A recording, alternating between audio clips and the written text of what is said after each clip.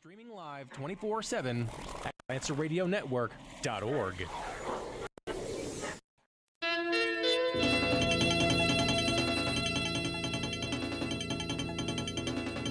Hello and welcome to the Lunch Table, PCC's joint venture by Lancer Radio and the TVR department. My name is Colin Jenkins. I'm here with Nubia Perez and Tara Snow. Yes, what's going on? Today we are here to dispense advice and commiserate and about relationships. Tara, you were saying you have a couple of ideas of how to get started. You said something about how to fill out the best dating site profile. Yes, I was actually quick question. Yeah. What is like the best way to display the profile for just regular dating sites? Like, what's the best way to catch somebody? And I think that's what you say. I always say, like, I want somebody that's gonna be real. You know, don't pretend you're like this super skydiver, this and that, but in reality, like, you just stay at home. And even though that catches your attention, and you're like, wow. Like, so you say is looks would be like, ideal? Hey, we do live not unfortunate, but we all have our, when we're looking or something, we all have that, oh, wow, this person looks attractive, whether it be only my type of attractiveness or your type of attractiveness, So my whole thing is like, always just be real. Be who you really are. But then again, I mean, that's not always the case. I guess whatever you got, put it forward. Yeah, put it forward because you don't want to go on a date and then you're like, oh man, wait, hold on. Let me look at this again because you're really boring, actually. Well, I think that's why you kind of have to call people, discuss like how their dreams, their goals before you actually start to put all your eggs in one basket per se, because someone can pretend that there's somebody else for 6 months and then you say, okay, I love them, and then you move in with them, and then it all goes downhill from there. So that's true. I feel like that. That is true. So I mean, being yourself is always like the number one thing. It's just be yourself.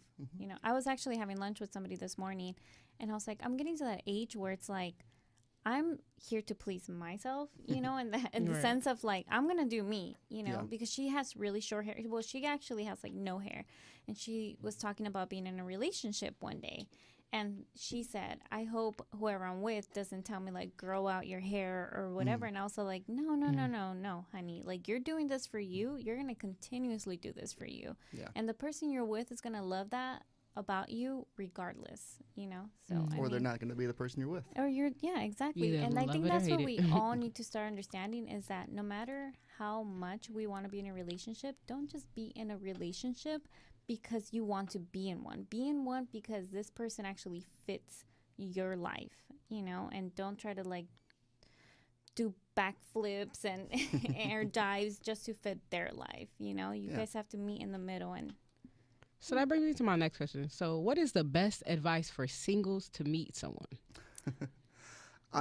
This is not my area of expertise. I know you're married, right? I'm married. I've been with my wife for a long time. So how long have you guys been together? Maybe this is your area of expertise, like, because I mean you're married. 13 years. Yeah, that's amazing. But that's the thing. Dating, I know nothing about. So it seems like a nightmare out there. Right. It's like a different, like, you guys don't even have the same friends like when you're married. Right. Yeah. So I mean, that's good. I mean, I feel like when you're having fun, like living a active lifestyle, you attract people you date. I mean, you can either go to grocery stores and see somebody that might catch your interest, and it just pops off from there. So I feel like it's, you can't really rely on a digital world. A lot of people like kind of rely on online, and then most people are antisocial. So I feel like it's just, it varies. Because, I mean, I'm single right now, and I'm happy. I'm happy doing me, going to school, working. But I do think what you're saying right now it's real. Like the whole online, meeting somebody at the grocery store while getting your gas, whatever, being with your friends, randomly. It's always like the top on the list, you know, instead of having to actually get your phone and go on a website, and which a lot of people do and is successful, which is great. That's amazing, you know, but personally, for me, I tried it and it was not for me.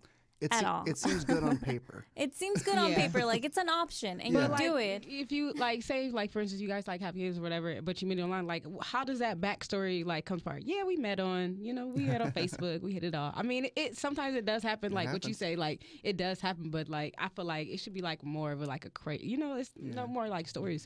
People aren't really talking to each other. You go down the street, or you even if you walking like through the hall, everyone's on their phone.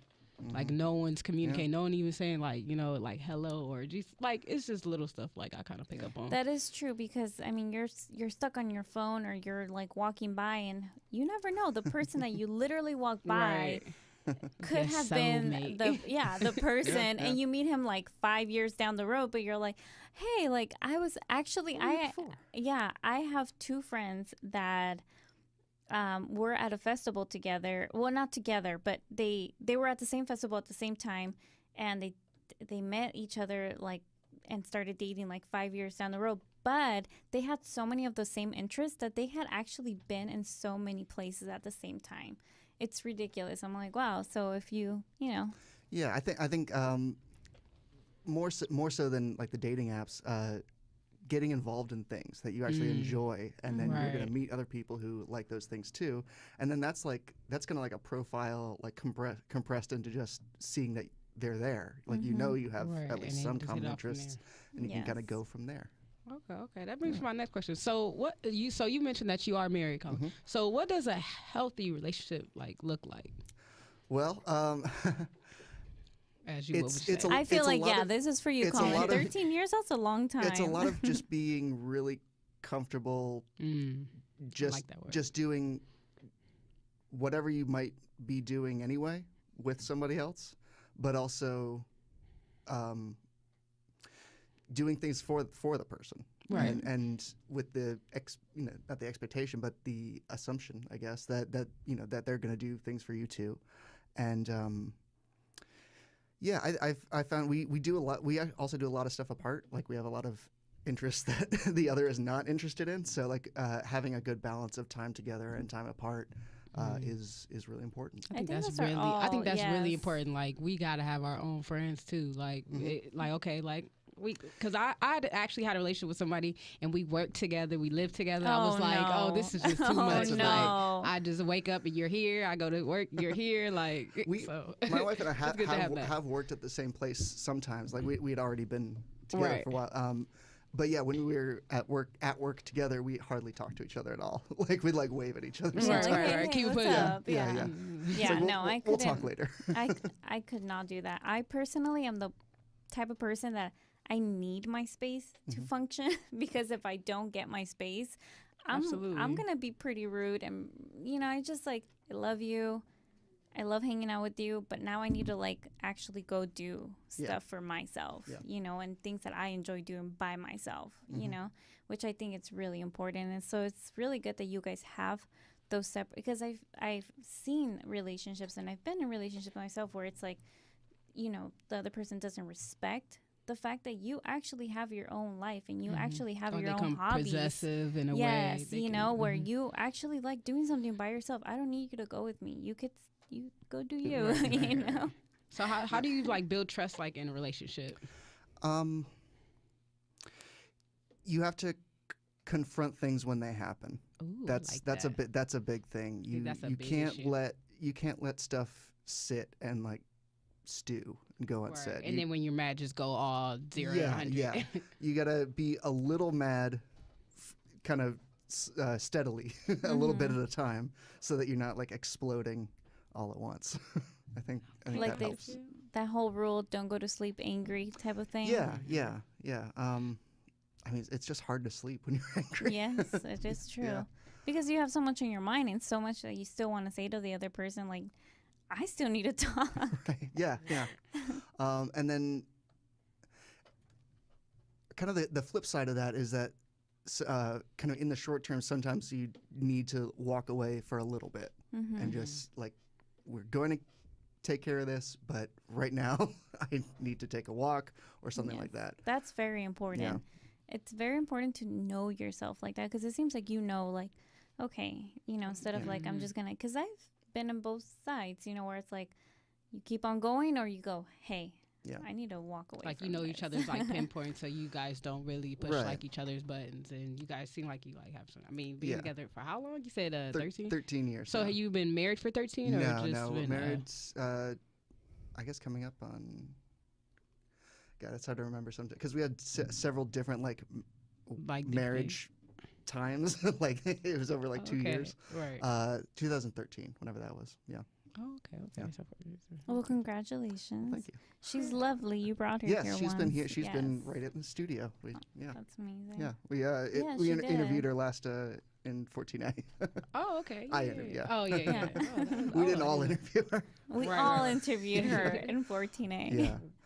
And I think the other thing that comes with that trust is that to get there, you need to be confident that you are going to be able to share, you know, these fraught things, and not just like with conflicts, but also like with your, you know, your deepest anxieties and fears and stuff, and that you'll be able to put that out and take the time and space you need, and then you'll be able to come back and you'll be able to go back into where you were, not even where you were, but where you are now. Yes.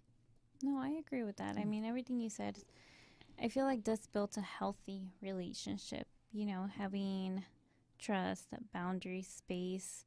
That's all that we, you know, in any type of relationship, really, not just like in a relationship with a significant other, but in a friendship and a workspace, you know, all of that. Like all of those go hand to hand in any type of relationship that you're trying to have. Yeah.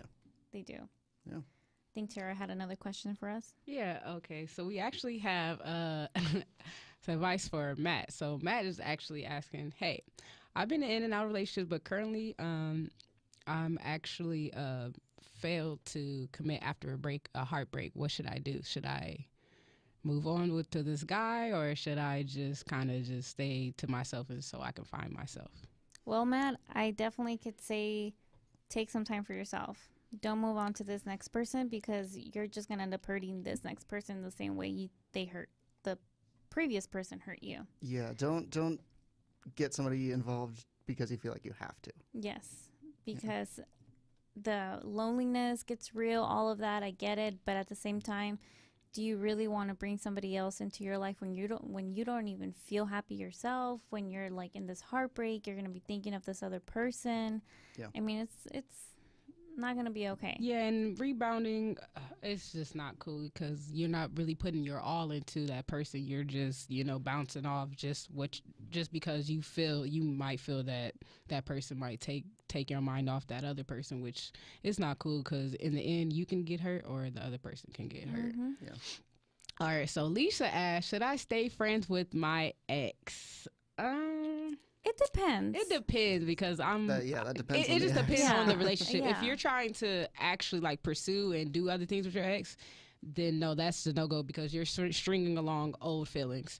It's just Yeah, it's it just not okay. depends. It Like, just depends circumstances. I agree with that. Like sometimes are you staying, it depends on you too. Like why are you staying friends with this person? Is it because Right. oh, yeah. we had we were best friends before and we're trying to figure out that whole friendship out again? Or is it, I still have feelings for this person, so I want to stay friends with them and hopefully we rekindle something? I don't think that's okay because then you meet some, you know, like what you said, you bring Right. somebody else into your life and all these old feelings. So it just all depends because it has been situations where you see, and, oh, that's my ex, and they're like best friends. You're like, oh, that's amazing, you know?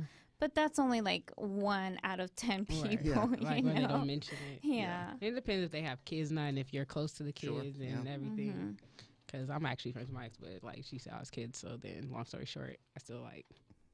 But we're still like cordial. It's nothing that's been like Yeah. like either disrespectful or trying to go to the other, you know, the other stage. Like I see you doing you do you. Okay, I congratulate you. Let's move on. Yes. And you know, so And that's it just great. Like, depends, you know, though. you like the kids and you're like, okay, I'm going to, Yeah, you it's just built like a relationship with them too. Yeah. Right. But you know. Okay, so let's see the next one. I'm afraid that my boyfriend is emotionally unavailable due to his own issues. What do I do? walk away. Stop raising a boy. Yes, exactly. Just personally, I've been in that situation where I knew the person was emotionally unavailable, but you get caught up in the moments of like, we're having a great time, where, he's great, blah, blah, blah.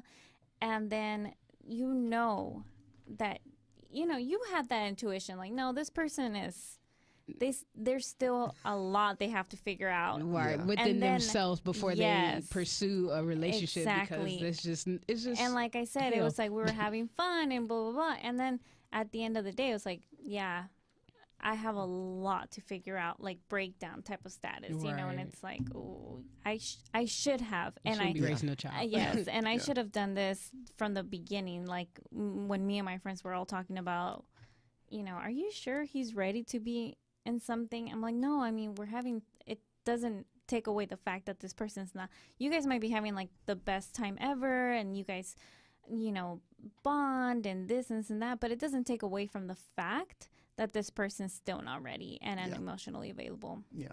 And you can't necessarily coach somebody through that. You can't. Right. They have to do it themselves. Yeah. Now, I'll offer something of a counterpoint to that. For my wife and I, we got together when we were 20, and we weren't unavailable. Certainly that wasn't, but we did have like a lot of emotional immaturity. And looking back, like for both of us, there's any number of things like that we could have broken up with each other over, but we just didn't because of being immature. And so we kind of stuck it out with each other and did change like a lot over the course of the first half of our relationship. Because you're getting to know each other, y'all growing with each other. See, that's we would have been. I'm sure we would have been growing had we been apart too, and it was just happening at the same time and kind of at each other a lot. Yeah. But the point being that you guys, like you said, were growing up together in no sense that you guys were at the same place. Yeah. So this and it's girl, a lot different now later. I feel that she's ready for that. Like if I'm putting myself in her shoes, it's like she was ready. I was ready for that commitment and that relationship. People just status, not ready for a relationship. Don't bring it on people. Yes. Yeah. Or if I was trying to date myself from then, it's like I have no time for this. Yes. Right. Y'all gotta go through a mission again. So Lisa asks, last question. Lisa asks, how do I know whether my relationship is worth saving, or should I let this go and move on? The fact that you're even asking that question kind of answers that question for you. That's true. Not in a harsh way, but seriously, like I always think, like if I have to ask, and in a lot of situations, not every situation, but in a lot of situations, if I have to ask myself if I should be out of this or in it, it's kind of giving me the answer. The fact that you're thinking about being even out of it, I mean, Yeah, indeed. Yeah. And speaking of out of it, we got to get out of this segment because it's right. over. So thank you for joining us. This has been The Lunch Table with myself, Colin Jenkins, Tara Snow, and Nubia Perez. And we will see you later, PCC. Yay, bye. Bye. Lancer Radio Network Pasadena Campus Sound, streaming live 24/7 from the beautiful campus of Pasadena City College, lancerradionetwork.org.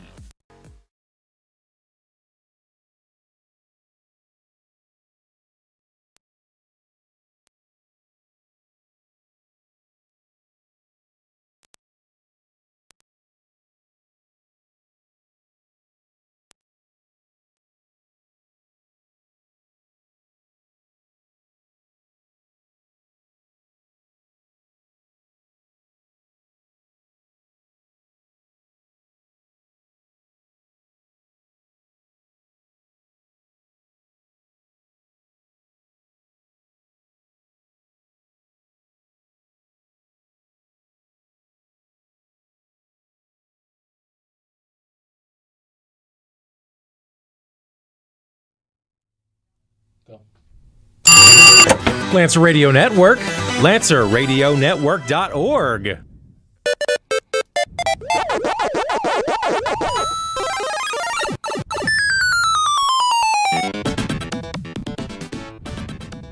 This is Lancer Radio Network, streaming live at lancerradionetwork.org. This is Stephanie Mead, and I'm here with my two lovely co-hosts. Introduce yourselves. My name is Mira Langren. Yo, what up, everybody? This is Danny G for you right here on Lancer Radio Network. All right, today's topic is going to be arcade games and arcade game culture. Today we are going to delve into the history of arcade and video games and then discuss. I'm going to pass it to Mira. Yeah, so today we're going to kick it off with a little bit of a protracted history of arcade games. So with wholesome, kid-friendly games like Super Mario Galaxy, created by giant game companies like Nintendo, it can be a little difficult to picture arcade and video games having a much more seedy-seeming origin, at least in the United States. But it is in fact true. At the beginning of the century, and we're talking about the 1930s, amusement arcades referred to coin-operated machines, primarily pinball, as arcades. So you may have seen pinballs today, but in the early 20th century, pinball machines relied far less on skill and far more on luck. In fact, this was before pinball flippers. So if you're thinking about pinball machines in the 1930s, maybe Plinko, big Plinko would be a good idea on what to picture for that.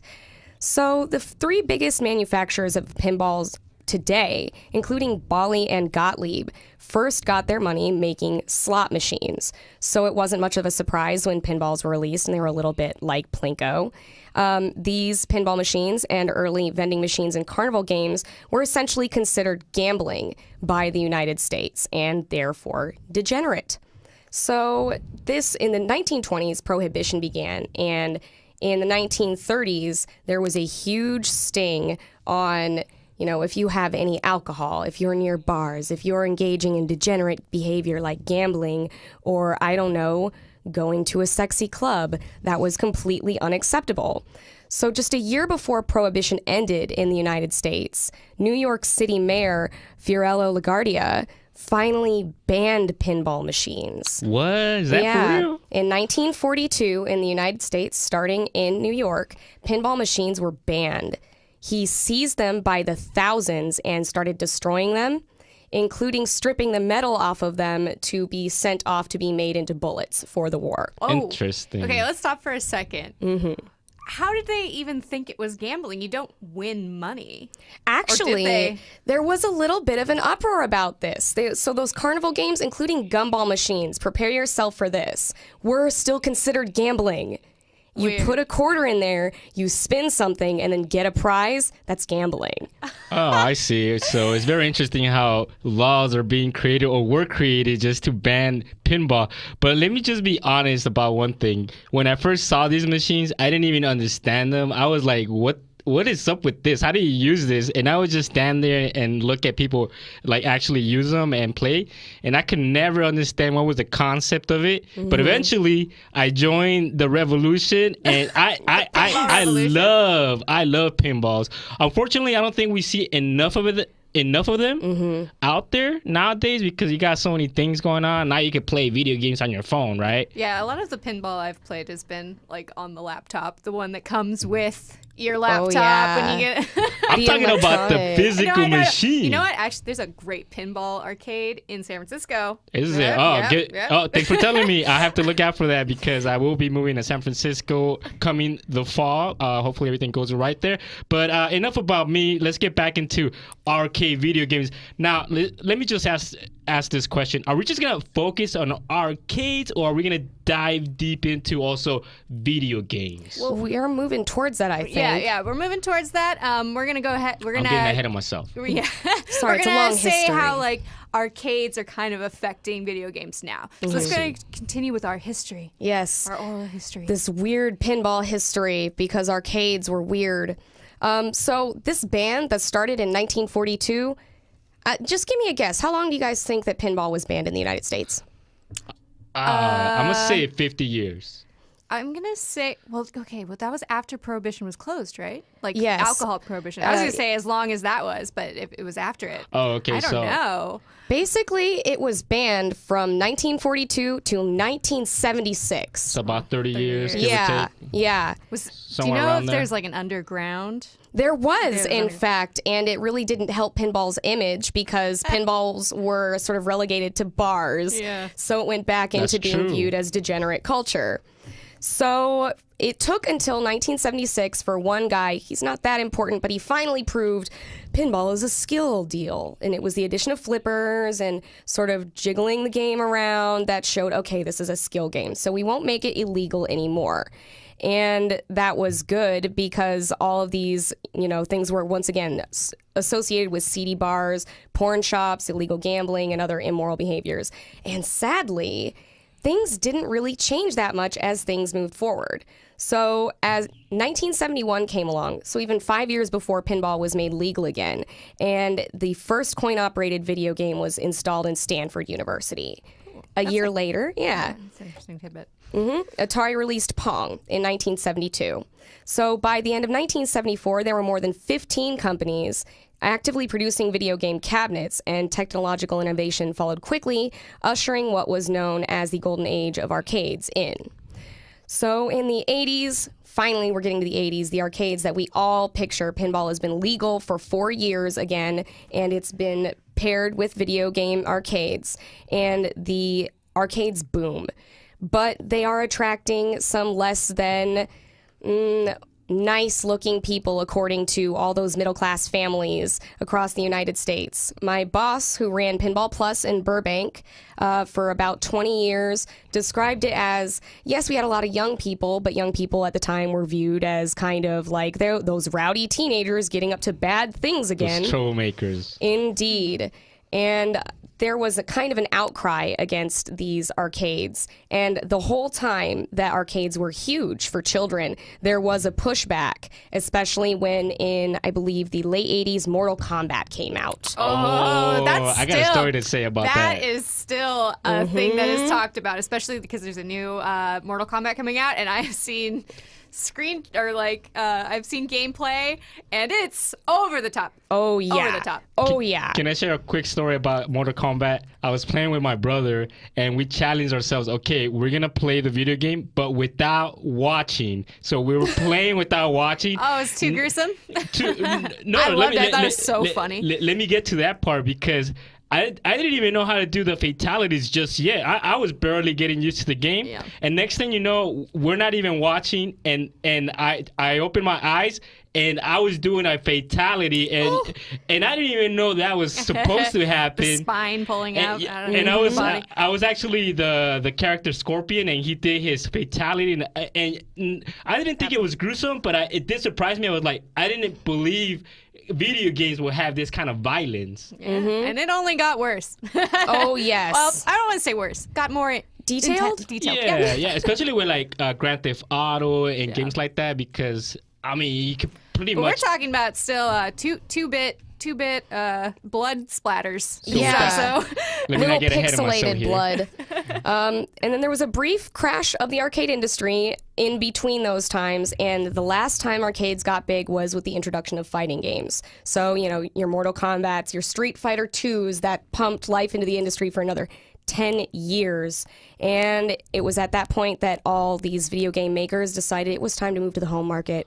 So, yeah, you could have Duck Hunt in an arcade or Street Fighter in an arcade, but these companies wanted to move to the home market. So the arcade industry kind of closed back down, narrowed into its last handful of people till today, and the home market has kind of taken over video games. And that's our brief, not so brief history of arcades. So going back to arcade games, can you name one that's your favorite, even now, if you were to happen to see it at a laundromat or a supermarket? Which one would you play if you were to see it? I know that there are a lot of fighting game buffs and there are a lot of really good games, but the one I always go to still is any version of Tekken. For some reason, it's Tekken. What about you, Stephanie? One of my favorites that I like to see at any barcade that I'm going to is Double Dragon. I know the barcade in Koreatown for a long time they had Double Dragon, but it was broken. Oh no! So that was kind of a bummer. But they opened a new one in downtown LA over in by Little Tokyo. That has a very nice Double Dragon. Well, I wanted to ask because when we left that your brief, you were talking about the moving to the home market, and I wanted to ask you guys what was the first arcade game you guys ever played, because the first arcade game I remember playing was Miss Pac-Man, and that was on my Sega Genesis. I'm there too. Yeah. I actually played Dr. Mario, but it was on the Super Nintendo Entertainment System. Yeah. So yeah, it would have been an arcade, but it was on the SNES, so it was in my house. What about you? So I'm forgetting the system or the console's name, but it was the first edition of Nintendo before the Super Nintendo came out. But I know they had like a Super Mario game out. It was very early stages of what it has become now. So that would be my early history with arcade video games. But the one that I remember the most, it has to be Street Fighter. Street Fighter was one of the first ones I played in Super Nintendo, and I would play it again right now if I could. It's always fun to going from playing on your home console to actually going to an arcade and be like, hey, I know how to play this. And it's got like the joystick. Exactly. What's the hardest one you've ever played? For me, Paperboy. Paperboy is evil. Paperboy is evil. It's got the handlebars on the bike. It's crazy. Wow. It's crazy. For what it's worth, I actually work at a place called Vintage Arcade Superstore, and so we do put these machines together, and Paperboy is also evil to put together and evil to maintain. Evil all around. The bike handles, guess how much it costs just to get that part? I don't know. $800. That's more than a real $800 for that piece, that one piece that's always broken every place you ever go. So just in a nutshell, you're going to have to pardon my ignorance, but I don't know this video game, so maybe in a nutshell you could just break it down for me? Yeah, you're a Paperboy. You have a route, and you have to throw your newspapers at the houses, but they have to hit in a certain way, so you get the points. I see, and there's cars. You can break windows or get bit by a dog. So I'm not sure if both of you have ever played any arcade games that have to do with sports, but there's one that's called specifically Super Kickers, if I'm not mistaken, and it's about soccer. And that one was always one of the hardest ones for me because I could never get past the round of 16s. You played to get into the round of 16s, but then I couldn't get past to the quarterfinals or even before the quarterfinals when there's only 8 teams. But anyways, I could never finish the game, and that was one of the more challenging games to score goals after a certain amount of time that you've been playing. Yeah, another one that's always been hard for me is the original Donkey Kong. It's like a classic. Oh, I forgot That's about got a huge Donkey following. Kong. But one time at the barcade at the place in Koreatown, Lipsy's it's called, I got on to the third place. I got to the third level, and I was third place on the board, and I was like, nice. That's a big deal. Yeah. Actually, a big earmark of older games, and particularly arcade games, is their difficulty. Whereas now games are designed to be like, yes, the controller works with you and the game. A lot of the goal or orientation of games before, and especially in arcades, was difficulty. Yeah, it's a brag, but as a vendor, you want people to struggle to play your game. Yeah, you want those quarters. Yeah, the first arcade game I actually beat was a mod of the Teenage Mutant Ninja Turtles 2. Ooh. And I was like, I could have never finished this game with so many quarters. It would have taken way too long. I died a bunch of times because it's a mod. You can keep rebooting it. And it's a great story. And I think that's a good thing about moving to the consoles. You can appreciate these arcade games. Oh, yeah. And they're full. Otherwise, you're just like, I've just seen the first 3 levels of Donkey Kong. I don't know what happens now. And the thing about arcades, at least in my experience, is that they don't break down. I had a console and I played my PlayStation for hours amounts of time, and it just shut down. I had to get a new one. So that never happened with arcades. And I think there's still just to talk about how it's closing out now, how arcade games have affected modern gaming. I think there's a lot of nostalgia and a lot of indie gamers or indie game developers making games that are paying homage to the style. And I think that's really nice because you can, like I said, play it all the way through and it's all good. We're really getting back to the history of video games, back into bars, back into degeneracy, but it's fun. Yeah, it's fun. I'll see you after the show in the arcade game. We'll see who's the best. Yes. All right, thanks for joining us on Lancer Radio Network, streaming live at lancerradionetwork.org.